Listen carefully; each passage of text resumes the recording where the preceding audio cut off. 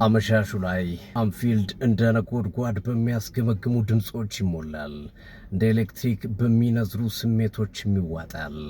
በአጠቃላይ አንፊልድ ስቴዲየም እንደ እሳት እቶን ይነዳል።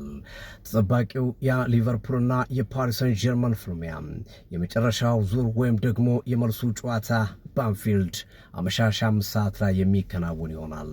አሰልጣኝ ሉዊስ ኤንሪኬ ከመዛትም አልፈው እያስፈራሩ ይገኛሉ።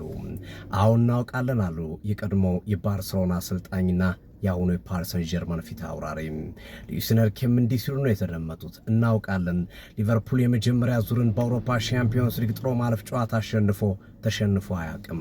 ነገር ግን ዛሬ ጠብቁን ታሪክ እንሰራለን ሲሉ ተደምጠዋል። የሊቨርፑል አሰልጣኝ አርነ ስሎት ወደ ፓርክ ደስ ፕሪንስ ስናምራ እንደምንሰቃይ ያውቀን ነው። ብዙ ጭፍጨፋዎችም እንደሚኖሩ ጠብቀን ነበረ።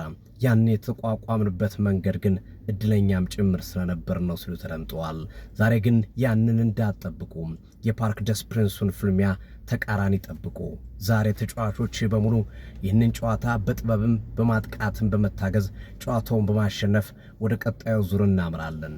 የሊቨርፑል ደጋፊዎች ለ3 ፍጻሜዎች ለ3 ዋንጫዎች ለመሳም ተዘጋጁ ሲሉም ተደምጠዋል።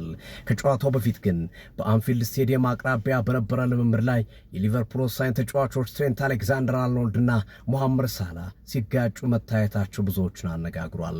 ግጭቱ ኢብራሂማ ኮናቴና እንደዚሁም ሃርቪ ኢሊዮት መሃል ላይ በመግባት በመገላገል ግጭቱን እያበረዱት ቢሆንም ከግጭቱ ጀርባ ያለው ነገር ግን እስካሁን መነጋገሪያ ሆኖ ቀጥሏል። ተጠባቂውን የምሽቱን የሊቨርፑልና የፓሪስ ሰን ጀርመን ጨዋታ በቀጥታ ስርጭት አዲስ አበባና አካባቢዋ በአራዳ ኤፍኤም 95.1 በመላው ዓለም በመላው ኢትዮጵያ በዩቲዩብ ቻናላችን ሲዲ ስፖርት ብላችሁ ዩቲዩብ ላይ ሰርች አድርጋችሁ ሳብስክራይብ በማድረግ በቀጥታ ጨዋታውን እንድትከታተሉ እንጋብዛችኋለን።